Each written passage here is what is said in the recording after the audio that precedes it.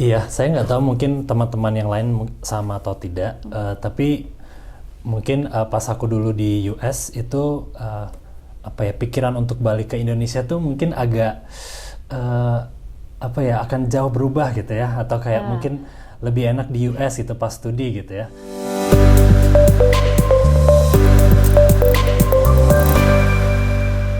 Halo guys, ketemu lagi sama gue Intan Selni di podcast Jusat Teman LPDP. Nah, teman-teman dari Jusat Teman LPDP tahu nggak nih atau bisa nebak nggak siapa narasumber hari ini yang aku undang? Nah, coba tebak siapa? Aku mau welcome nih. Di sini ada Mas Jody Hardy. Halo teman-teman.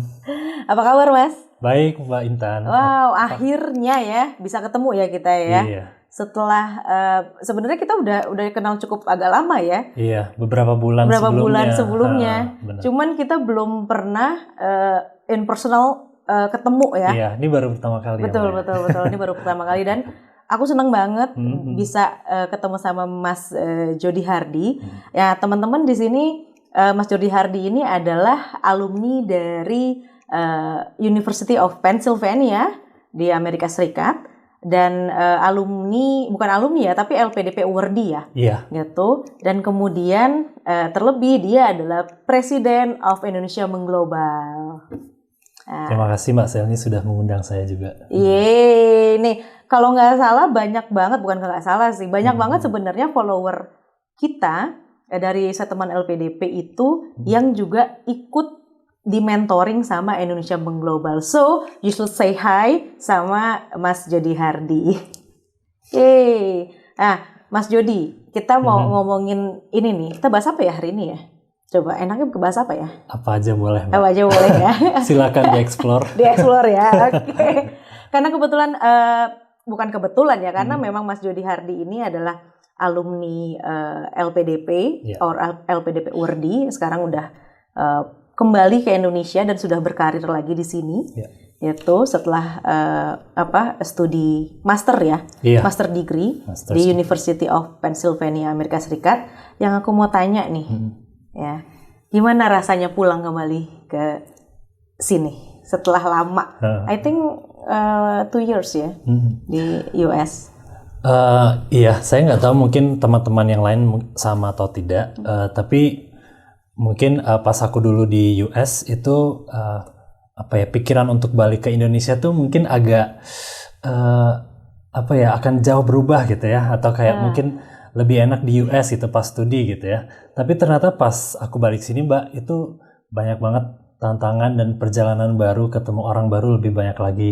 Jadi motivasinya tuh ada lagi gitu, tujuan-tujuan baru tuh ada lagi gitu sih. Jadi kalau saya bilang sih saya bahagia juga pas balik sini. Wah, ini jadi menarik ya. Jadi awalnya dirimu merasa gue bakal atau kamu akan merasa fine aja. Ternyata pada saat di sini tantangannya juga banyak gitu ya. Kembali ke sini. Oke. Dan tentunya berhubungan dengan pilihan karir dong ya. Setelah sampai di sini. Nah, coba dong Mas ceritain atau deskripsikan kamu ngambil major apa sih di University of Pennsylvania? Oke, jadi di UPenn atau University of Pennsylvania itu aku ngambil jurusan Master of Science in Education, gelarnya jadi MSED gitu ya, di bidang Teaching, Learning, and Leadership. Jadi di sana saya konsentrasinya di Learning Design dan Learning Science. Jadi intinya gimana kita mendesain, merancang program-program pembelajaran dilihat dari berbagai aspek gitu. Dari mulai yang terlihat dari luar gitu kan, misalkan kebutuhan pembelajar, kemudian goalnya dia mau apa, tapi sampai dalam-dalam gitu dari sisi psikologis, motivasi, bahkan kayak brain science-nya dan tahap perkembangan manusianya juga semua dilihat gitu, sampai ekosistem besar. Jadi memang ketika kita merancang sebuah program pelajaran itu banyak yang harus diperhatikan sih. Gitu. Ini jadi teman-teman ngerti nggak tuh ya learning program ya, learning program to education atau gimana? Iya, jadi intinya program pembelajaran. Program pembelajaran. Oke. Jadi sebenarnya tidak harus di educationnya nggak perlu yang formal ya, maksudnya bisa juga untuk yang lain-lain kan. Iya. Jadi konsepnya bisa diaplikasikan di konteks sekolah bisa, di konteks korporat bisa gitu ya, banyak sih. Oke. Oh iya. Kayak peningkatan buat training SDM kayak gitu-gitu. Iya, betul. Kan itu juga in the end of the day itu pendidikan ya. Iya. Learning. Learning, betul. Oke, learning system. Oke. Nah, teman-teman, tadi yang seperti aku bilang bahwa Mas Jody Hardy ini adalah Presiden of Indonesia Mengglobal. So, mungkin bisa dideskripsikan Mas, apa sih Indonesia Mengglobal mungkin buat teman-teman kita yang belum tahu gitu ya. Dan kemudian apa sih kegiatan yang biasa dilakukan sama IM? Ya. Oke, jadi mungkin teman-teman ada yang udah pernah dengar atau bahkan belum pernah dengar ya. Jadi Indonesia Mengglobal itu kita adalah yayasan nirlaba atau non-profit yang menjadi platform atau wadah buat orang-orang Indonesia yang ingin mengglobal gitu, Mbak Intan. Jadi maksudnya bisa mereka yang ingin studi ke luar negeri, mereka yang ingin kerja atau berkarya di luar negeri, bahkan yang sekadar tinggal di luar negeri gitu. Dan kita di sini berusaha membukakan akses dan kesempatan dengan berbagi informasi, menjadi platform untuk pertukaran informasi, koneksi, dan juga inspirasi gitu. Yang lebih penting itu. Jadi kalau orang Indonesia itu ternyata mampu loh berkarir dan di kancah global gitu. Oke, nah tapi aktivitas tepatnya tuh kayak apa sih? Nah, jadi kita dulu berdiri itu 2012 ya. Memang didirikan oleh beberapa mahasiswa di Stanford University yang mungkin sadar kok mahasiswa Indonesia ini di sini dikit banget gitu ya. Tapi padahal mahasiswa internasional lain banyak. Nah, ternyata itu karena kurang akses informasi gitu. Nah, makanya kita awalnya itu Indonesia Mengglobal itu bentuk konkretnya kita memang posting artikel atau tulisan-tulisan. Bisa itu pengalaman orang-orang yang studi di sana, pengalaman sukses gimana bisa diterima di univ di luar negeri gitu ya, bisa kerja di sini, di sana. Kalau sekarang kita udah hampir 12 tahun, itu ada program-program lain tentunya. Jadi yang paling ditunggu-tunggu biasanya setiap tahunnya itu mentorship program, Mbak Intan. Dan di sini kalau aku bisa bilang ada 2 jenis. Jadi ada yang memang buat S2, namanya Indonesia Mengglobal Mentorship Program. Ada juga yang buat S3, namanya PhD Bootcamp gitu. Selain itu juga kita punya events, educational events, mainly memang basis daring ya gitu, online gitu. Dan kerjasama sama banyak pihak juga. Gitu. Oke, jadi ini sebenarnya kegiatannya basicnya adalah daring ya. Kayak gitu. Jadi bukan kegiatan offline, tapi teman-teman bisa cek di Instagramnya apa namanya? @Indonesia Mengglobal. Indonesia Mengglobal, dan di situ udah banyak banget followernya. So jadi buat teman-teman yang ingin dapat mentorship ya, baik untuk master degree atau untuk doctoral degree, bisa tuh colek ke IM ya, atau tahu kegiatan-kegiatan lainnya kayak gitu. Dan mau kasih tahu nggak, kita ada kolaborasi nggak sih sama teman LPDP? Silakan dong. Spill. Iya, jadi kita juga punya good news teman-teman. Jadi memang tahun ini Indonesia Mengglobal itu berkolaborasi dengan USAID Teman LPDP. Jadi memang USAID Teman LPDP ini kan memang ingin mendukung, mendorong terciptanya lebih banyak akses gitu ya, pendidikan berkualitas buat orang-orang Indonesia dengan cara memberikan bantuan, asistensi, memudahkan akses lah intinya buat orang Indonesia buat studi ke Amerika Serikat. Nah, tentunya ini juga sejalan dengan visi IM ya, untuk mendukung orang-orang yang ingin mengglobal gitu, dan pada kasus ini ke Amerika Serikat. Iya, nah sebenarnya ini pas banget sama seperti yang dibicarakan sama Pak Jokowi juga ya, bahwa pada saat Pak Jokowi kunjungan ke beberapa university di US gitu ya, itu ternyata kebanyakan, ya kan nyebutnya kebanyakan mahasiswa mana? China dan China gitu, paling atau India gitu ya.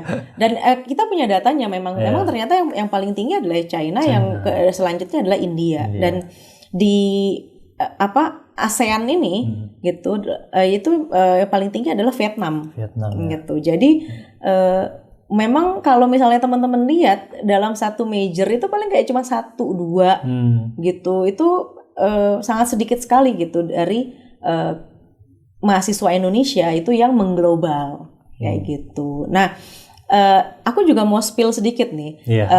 Mas Jody tahu bahwa aku baru pulang dari Merauke dari Papua, dan ternyata jadi saya ke sana tuh untuk membuat success story gitulah, sebuah cerita gitu. Salah satu partisipan kita dalam salah satu program teman LPDP itu ada namanya Pathway program. Ya.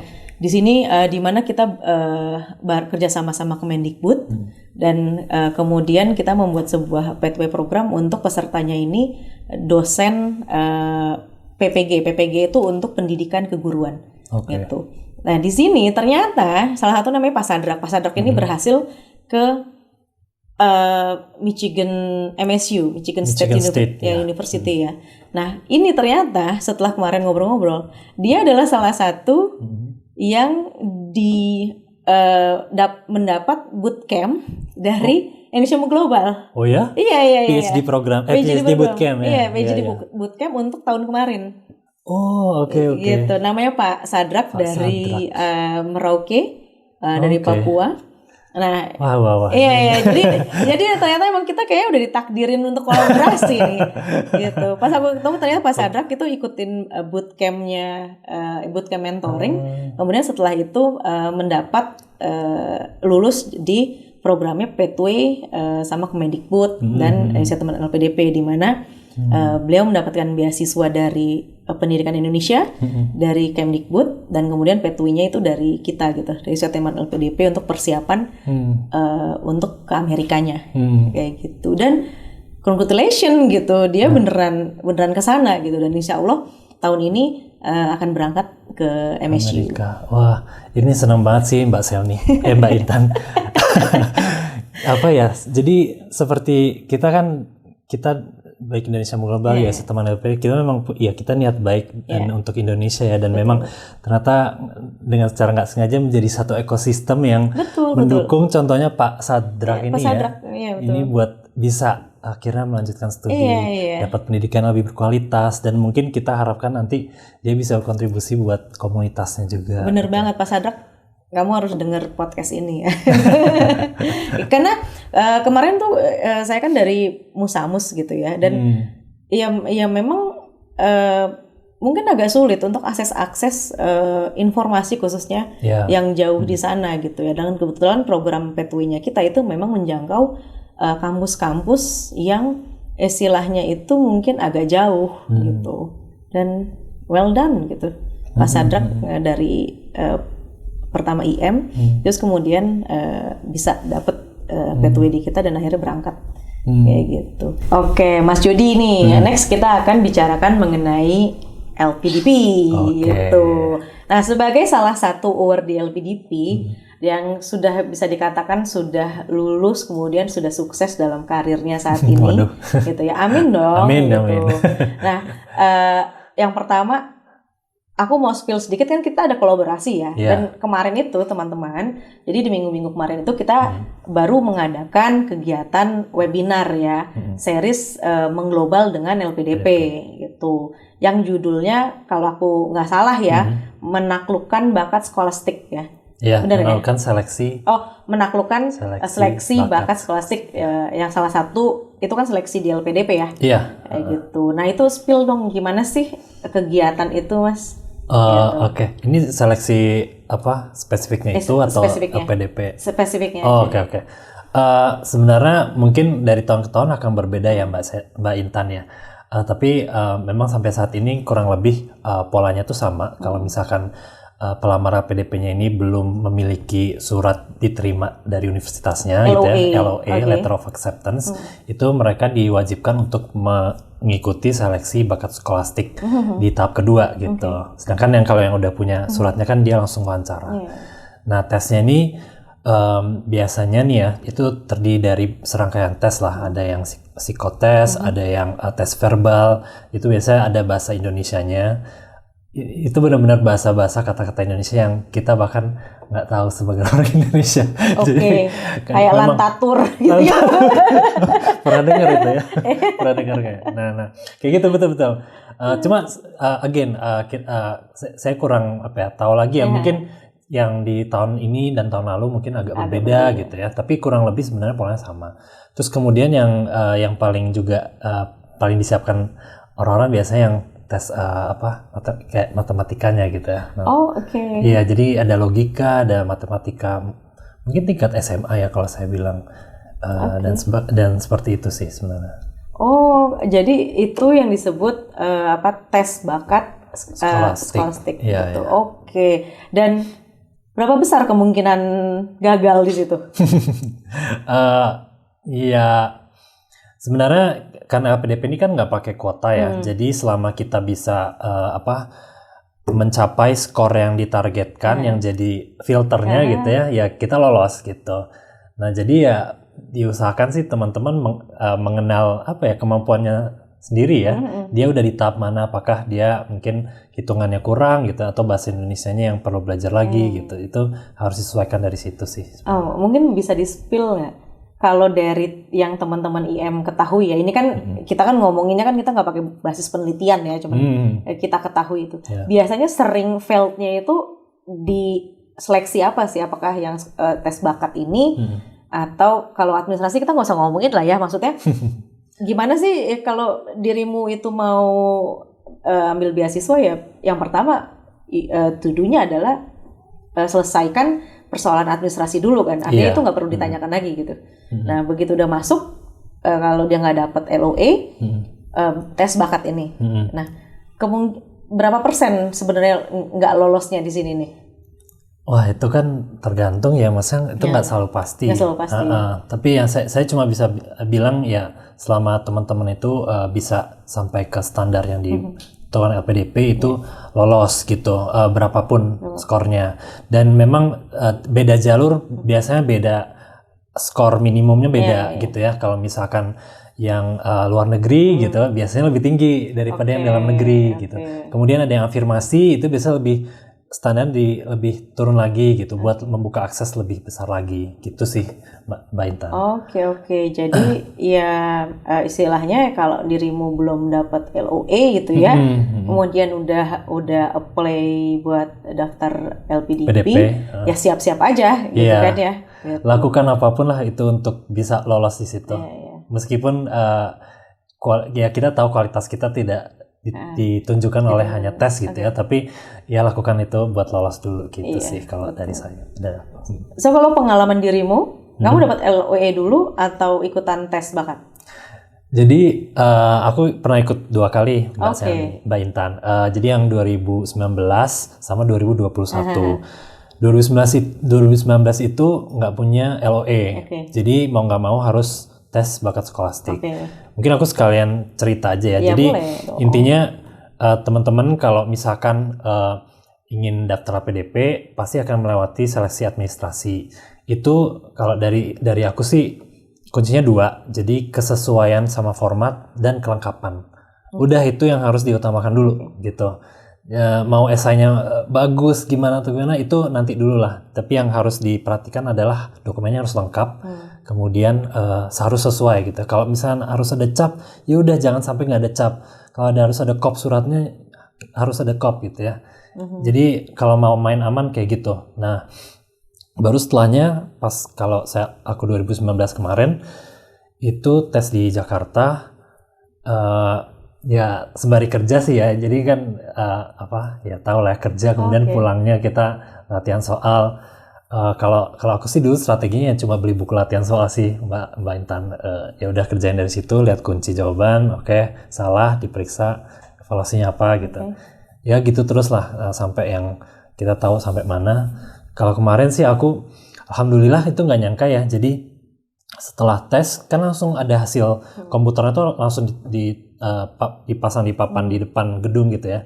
Itu saya peringkat pertama di region Jakarta buat hari itu. Itu untuk apa tuh? Itu tes seleksi bakat skolastiknya. Oh, oke. Itu nggak nyangka banget. Peringkat pertama. Itu nggak nyangka banget. Jadi kayak saya sampai melongo gitu. Tapi nah setelah itu kan lolos ke tes wawancara. Ya tes wawancara juga apa ya? Itu yang paling menantang sih Mbak Intan. Jadi akan ditanya dari berbagai sudut gitu ya. Kalau kita nggak kuat tujuannya bakal goyah gitu lah. Nah itu saya nggak lolos di situ. Nggak lolos veldnya di wawancara. Itu Tapi yang padahal terakhir ya. Oh iya terakhir banget. Saya pas itu bisa jawab lancar karena memang latihan. Tapi mungkin substansinya kurang jelas ya tujuannya. Saya juga mungkin pas itu masih bingung kali ya. Dan pewawancara tuh peka banget kalau soal kayak gitu. Okay. Jadi teman-teman mungkin harus lebih tanya dari diri sendiri ya, refleksinya banyak banget buat kesana gitu. Oke, so stop di situ dulu karena aku penasaran gitu. Veldnya apa menurutmu? Berasanya tuh pas wawancara, veldnya pas ditanya apa? boleh spill nggak? Sorry ya. Iya. Ini aku ingat-ingat ya, ini 2019 tuh udah lama juga ya. Banget, iya. Lama. Tapi intinya pas itu aku cukup pede menjawab dengan lancar karena memang latihan prakteknya tuh berkali-kali gitu ya, sampai udah kayak natural. Tapi memang ketika ditanya emang visi kamu apa gitu kan, atau kayak kamu mau ngapain kontribusinya, itu sebenarnya saya jawab lancar, cuma mungkin nggak ada rohnya gitu ya, nggak ada jiwanya. Dan didukung juga mungkin pewawancara tuh nggak yakin karena sebelumnya saya belum banyak berkecimpung di dunia pendidikan, sementara saya mau ngambil pendidikan. Itu mungkin salah satu faktor. Tapi banyak juga teman-teman saya yang dia mungkin mau switch karir dan dapat LPDP juga ada gitu. Jadi benar-benar harus jelas sih sebenarnya rangkaian visi kontribusinya seperti apa gitu. Jadi 2019 terus kamu nyoba lagi 2021. Jadi udah beda 2 tahun tuh ya, maksudnya beda udah selang jeda setahun. Iya. Gitu. Itu 2020 nggak ikut? Nggak ikut, itu pas COVID ya. Pas COVID. Itu nggak ikut ya. Jadi Mbak Intan uniknya adalah 2019 itu ketika aku nggak keterima, itu kan udah 3 tahun sebelumnya memang udah apply beasiswa lain ya, dan itu nggak keterima gitu. Jadi 2019 setelah PDP mau akhir di ujung nggak dapet tuh, putus asa banget gitu. Sebulan setelahnya tuh aku luntang-lantung lah ya, kerja aja udah gitu, terus nggak ada motivasi. Tapi 2020 saya coba mentorshipnya LPDP, keterima. Jadi menti program mentorship LPDP. Nah di situ saya di IM, di Indonesia Mengglobal. Ya Indonesia Mengglobal ya, bukan LPDP. Di Indonesia Mengglobal. Nah di situ aku dapat mentor mentorku lah, namanya Indah Syafira. Itu dia lulusan Harvard Education School. Wah di situ baru saya bisa diekspos sama dia kalau seperti ini loh essay buat sampai ke univ top di Amerika. Seperti ini CV yang harus dibuat. Saya jadi kayak ternyata saya bisa. Sebenarnya saya bisa gitu. Jadi dari situ mulai terbangun confidence dan akhirnya bisa daftar UPenn dan beberapa univ lain di Amerika dan lolos gitu. So ini maksudnya adalah the real success story gitu ya. Jadi dirimu tadinya tuh partisipan gitu ya dari Indonesia Mengglobal gitu ya. Sebelum jadi mentor. Iya, jadi kan? Unik ya, maksudnya dulu aku mulai dari menti, saya dapat manfaatnya dari programnya, kemudian itu yang menginspirasi juga untuk jadi mentor kembali, sampai sekarang akhirnya mutusin ikut ke pengurusannya dan ya nggak tahu kenapa jalannya sekarang jadi presidennya gitu. Tapi perlu di ini juga ya teman-teman, soalnya maksudku banyak banget sekarang. Kadang-kadang tuh kan kita S1, kita bingung ya mau ngambil apa. Jadi ngambil biasanya jurusan seadanya. Kemudian kalau kita mau ngambil master degree gitu, ini kebanyakan yang aku lihat ya, ini by the way ini tidak berdasarkan data, tidak berdasarkan apa-apa. Tapi yang aku rasa gitu, pada saat master degree mungkin kita udah lebih firm gitu ya, dengan mungkin pengalaman yang kita dapat gitu dari bidang kerjaan atau lainnya gitu. Jadi di 2019 dengan 2021 dirimu tetap sama tuh ya majornya? Majornya sama. Di education gitu ya? Nah itu kan padahal kan dirimu nggak ngambil education dong sebelumnya? Sebelum, maksudnya kerjanya? Kerja ataupun majoring S1mu? Oh iya, S1 enggak. Ya bukan. Kan? Bukan ngambil pendidikan gitu. Yeah. Dan itu banyak banget kasusnya, maksudnya di Indonesia tuh banyak banget kasus seperti itu. Lintas ini ya, iya. jurusan. Jadi mungkin juga itu harus benar-benar dicek ya, dicek bagaimana kamu itu firm supaya bisa dapetin alasan atau reason kamu untuk responsibility kamu ketika misalnya kembali ke Indonesia. Itu kan pasti ada pertanyaan itu kan di wawancara. Iya. Pasti ditanyain sih. Oke. Nggak pasti, cuma kayak biasanya ditanyain. Oke. So, nah kemudian di 2021, dirimu udah dapet udah mulai apply atau dapetin LOA dulu? Pas itu aku daftar dulu UNIF-nya, jadi dapat LOA dulu gitu. Memang bedanya jadi lebih confident ya pas menjalani seleksi LPDP-nya gitu. Ya bukan karena soan udah keterima UNIF, cuma kayak ada inner self esteem yang lebih gitu daripada sebelum dapat gitu. Udah lebih secure ya. Secure, udah lebih lega gitu ya. Jadi gitu, pas diwawancara juga lebih relax gitu. Gue udah dapet LOA nih, gitu. Enggak. Tapi maksudnya seperti itulah gitu. Oke. Nah, cara dapetinnya nih, aku ingin bertanya gitu. Gimana caranya dirimu bisa mendapatkan setelah ya istilahnya berjuang lah ya, berjuang dari 2000, pasti kan dari 2019 sudah mulai coba ya? Dari 17 bahkan coba-coba ini ya, daftar UNIF, daftar beasiswa gitu. So, apa rahasiamu bisa dapetin LOA di UPenn? Karena UPenn ini adalah salah satu dari Ivy League dong ya, salah satu member Ivy League ya. Oke. Nah, gimana tuh Mas? Bisa di-spill nggak? Aduh. Your secret gitu, bisa dapetin LOA. Oke. Pasti yang paling esensial sih Mbak Intan, kita harus tahu mau ngapain ya. Kita harus tahu mau ngapain, tujuan kita tuh apa sih gitu ya. Tujuan kita personal maupun buat Indonesia tuh apa gitu. Kalau memang belum ada tujuan ya kita bisa cari lah, maksudnya di Indonesia ini ada masalah apa sih yang relevan sekarang yang perlu bisa diselesaikan gitu ya. Dan sebisa mungkin kita cari yang align dengan kita, dengan kemampuan kita, dengan interest kita gitu. Itu salah satu cara menemukan tujuan juga sih ya, kalau misalnya belum punya. Jadi memang harus jelas dulu mau kemana gitu. Sama sih dalam belajar kan, kita harus tahu nih kita mau belajar apa sih, butuh apa, baru nanti bisa di-assess kita sekarang posisinya di mana. Sama sih, kalau mau daftar kampus atau beasiswa juga kita harus tahu mau kemana, baru kita nanti bisa melihat kenapa sih kita mau ambil beasiswa, kenapa sih mau ambil master di program di sini gitu. Jadi kalau mau beasiswa dan kampus itu biasa di dalam essay-nya atau wawancara yang paling dilihat memang why gitu ya, why sama how gitu. How-nya tuh ya kedepannya mau dibuat apa ini ilmunya, kayak gitu sih ya. Tapi juga ada faktor-faktor lain gitu ya, terutama kalau daftar beasiswa ya kampus juga sih. Dia akan ngelihat kualitas kita. Ini orang siap nggak nih gitu ya, mau studi di tempat kita itu siap nggak nih orang gitu ya. Dia bakal lihat track record kita ke belakang gitu. Tapi aku tuh penasaran sebenarnya dirimu kan ada jeda ya, ada jeda 1 tahun tuh yang tadi dibilang akhirnya ikut mentoring master degree-nya dari Indonesia Global gitu. Ya. Nah, apakah pada saat jeda itu dirimu kan pengen ngambil pendidikan, tapi tidak memiliki pengalaman di bidang education sebelumnya. Sebelum 2019. Sebelum 2019. Apakah setelah 2019 sampai di 2001 dirimu itu apply lagi gitu, itu sudah ada pengalaman di bidang education? Iya, jadi kalau di education sendiri sebenarnya dari 2017 tuh saya udah ada sih ya, tapi di bagian corporate learning gitu.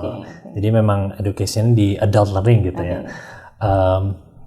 Kemudian yang setelah 2019 itu saya masih di adult learning juga setahun, Nah, terus tahun berikutnya saya coba jadi guru SD gitu. Wow. Karena di 2019 2020 ke 21-nya itu saya di sekolah. Wow. Dan sembari ketika volunteering? Enggak, kerja sebagai kerja. jadi wali kelas. Wow. Wali kelas. Wow. Wali kelasnya kece gini gimana ya kan? Oke, terus SD nih, SD. Kelas 2 SD. Kenapa? Karena saya pikir kalau saya nanti mau jadi misalkan tokoh di bidang pendidikan gitu ya, atau menteri pendidikan, pokoknya tokoh besar di bidang pendidikan, saya harus tahu dong segala segi pendidikan gitu ya, nggak cuma bisa dari atas doang. Saya pengen ngerasain jadi guru tuh gimana gitu. Dealing dengan parents tuh gimana sih, manajemen sekolah tuh gimana gitu ya. Jadi kalau buat kebijakan nanti di depan tuh bisa lebih relevan, lebih relate gitu. Itu strategi saya dan risiko juga sih terjun dari korporat ke situ. Tapi itu di situ banyak pembelajaran dan sebenarnya kuncinya adalah setelah di sore harinya setelah saya balik dari kerja itu saya mendirikan micro school. Jadi micro school ini konsep sekolah di Indonesia itu belum banyak, tapi di Amerika itu udah penjamur. Ini intinya di tengah-tengah antara sekolah konvensional yang muridnya banyak sama sekolah homeschooling yang mungkin lebih individualis gitu. Kalau micro school tuh ya namanya micro, jadi jumlah kelasnya, jumlah siswanya itu sedikit gitu. Jadi mereka bisa dapat perhatian lebih personalized gitu ya, learningnya personalized, tapi juga dapat kolaborasinya juga. Jadi intinya gitu sih. Oke. Nah itu yang. Berarti ini apa sih bentuknya? Maksudnya secara offline kah? Iya offline pas itu. Offline. Okay. Justru pas pandemi itu malah butuh yang seperti itu karena kan kalau banyak riskan ya, terpapar itu ya. Sementara anak-anak juga butuh sosialisasi kan, jadi jalan tengahnya di situ. Oke, jadi pagi dirimu jadi guru SD nih, terus sore hari kamu ngurusin itu.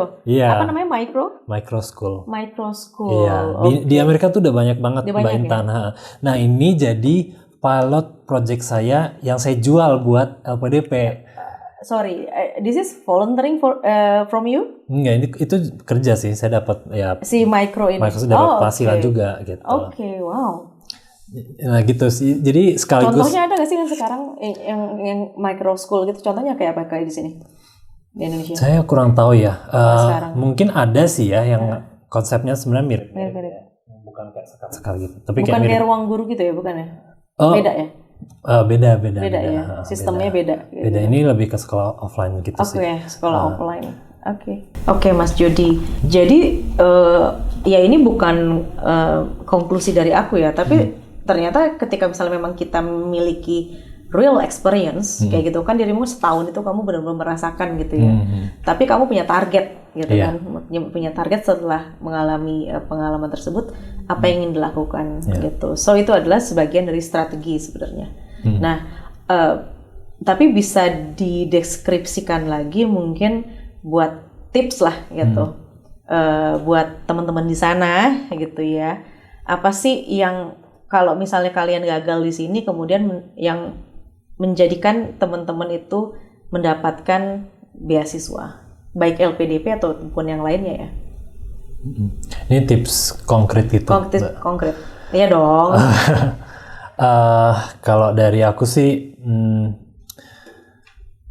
membenamkan diri ke komunitas yang memang punya satu visi ya. Gitu. Memang kadang biasanya kita di lingkungan kantor dan sebagainya mungkin hanya kita gitu ya, hanya kita seorang diri yang punya ambisi buat lanjut studi atau kayak buat beasiswa. I mean that's okay gitu. Memang kebanyakan seperti itu. Tapi kalau saran aku salah satu langkah konkret yang bisa dilakukan itu coba follow atau kayak bergabung di organisasi atau lingkungan yang atau punya partner gitu ya, punya partner yang dia sama-sama tujuannya tuh lanjut studi gitu. Itu sangat-sangat memudahkan banget sih, bakal lebih effortless lah buat daftarnya. Salah satunya ya Indonesia Mengglobal ya. Kita punya banyak program-program. Iya. Bareng sama teman LPDP dong. Iya. betul. Gitu. Itu salah satu langkah konkret lah ya. Intinya seek help juga. feedback gitu ya, proofread gitu. Oke. So kalau aku bisa welcome nggak di Indonesia Mengglobal? Sekalian loh, tanya udah ya gitu. Intan Selni, Indonesia Mengglobal. Oke. Nah teman-teman jangan lupa bahwa dicek lagi nanti di sosial medianya Indonesia Mengglobal, kemudian dari set .teman LPDP. Jadi di situ banyak banget program kita sama Indonesia Mengglobal. Teman-teman bisa ikut di situ dan pokoknya selalu mengikuti info-info karena webinarnya tuh apalagi khususnya di kegiatan ini ya mengglobal dengan LPDP series ini itu kita banyak banget narasumber yang keren-keren banget dan bukan cuman ngomongin secara general gitu tapi lebih spesifik juga seperti itu untuk tips-tips untuk mendapatkan beasiswa khususnya LPDP ya kayak gitu. Nah aku dari tadi sebenarnya mau nanya nih kenapa sih Mas Jody memilih US University? Oke. Ya ada alasan inilah ya personal dan mungkin alasan logik yang alasan personal sebenarnya ya kalau saya lihat sih dari dulu alumni US itu keren-keren gitu Mbak Intan. Waduh. Jadi tuh denger ya teman-teman. Mungkin ini subjektif ya, subjektif sih. Tapi itu yang mendorong aku juga dulu sih. Jadi kalau aku lihat alumni lulusan US tuh beda gitu. Ketika balik juga banyak yang jadi orang yang dari karirnya gitu. Karirnya gitu dan influence-nya juga gitu. Jadi memang terinspirasi awalnya dari situ gitu. Tapi ternyata setelah aku riset memang program-program terbaik dan universitas terbaik juga banyak di Amerika Serikat gitu di US. Dan salah satunya program education yang dulu aku memang pengen itu ada di sekolah di US sih gitu. Jadi ingat dulu pas ditanya LPDP pas wawancara, kenapa kamu pengen ke Amerika gitu? Kenapa nggak di negara lain? Itu ya saya jawabnya saya cari program yang terbaik gitu yang di dunia gitu. Sebenarnya saya mungkin nggak terlalu masalah negara mana, tapi memang Amerika tuh rumahnya dari pendidikan perguruan tinggi yang terbaik gitu sih. Dan kamu sudah pernah membandingkan dengan negara lain mungkin atau gimana? Atau nggak? Aku emang pengennya ke US gitu dari 2019. Dari 2019 apa? Macam-macam ya gitu. Kemudian setelah itu fokus ke US. Gitu. Karena gini Mbak Intan, jadi memang sebelumnya tuh aku selalu melihat untuk ke US tuh susah banget. Jadi kayak hanya orang-orang top gitu ya, orang-orang terpilih yang baik yang memang yang pinter banget atau yang punya privilege gitu kan yang bisa ke Amerika, ke US. Jadi dulu sebelumnya tuh aku nggak ada pikiran ke sana, kayak merasa nggak bisa sih gitu. Nah tapi setelah dapat mentor, setelah lihat lagi, oh ternyata kayaknya aku bisa gitu. Jadi akhirnya aku mulai menggapai yang terbaik gitu di Amerika. Oke tuh teman-teman ya, menarik banget ya cerita dari Mas Jody ini. Nah, aku sebenarnya pengen tanya, mungkin sambil kita sebelum closingan ya gitu, karena udah dari tadi juga nih kita banyak ngobrol kayak gitu. Karena untuk lebih lengkapnya teman-teman bisa cek aja di Instagramnya kita gitu, informasi-informasi mengenai tips. Tapi aku pengen bertanya the last tips gitu untuk mendapatkan LOE dari Mas Jody nih. Secara real sebenarnya apa sih yang harus disiapkan buat teman-teman untuk mendapatkan LOE? Intinya kalau ada komponen-komponen utama yang harus dipikirkan untuk dapat LOE itu pasti esai, kemudian rekomendasi, baru sisanya gitu ya perintilan ya. Ada CV-nya, ada kayak dokumen-dokumen lain, tes bahasa Inggris gitu. Ya kuncinya adalah pertama itu harus dilengkapi ya. Jadi pertama dilengkapi dan disubmit gitu, apply. Banyak yang kayak mungkin akhirnya nggak submit karena satu dan lain hal gitu. Tapi itu langkah paling konkret lah gitu. Tapi sisanya untuk esai banyak yang bisa dilakukan. Itu kalau yang aku lakukan itu selain brainstorming sendiri gitu ya, hampir tiap hari itu kayak berefleksi gitu. Momen-momen di masa lalu tuh apa ya yang triggering buat sampai tahap ini gitu, terus sampai tujuan berikutnya itu memang harus selalu direfleksikan.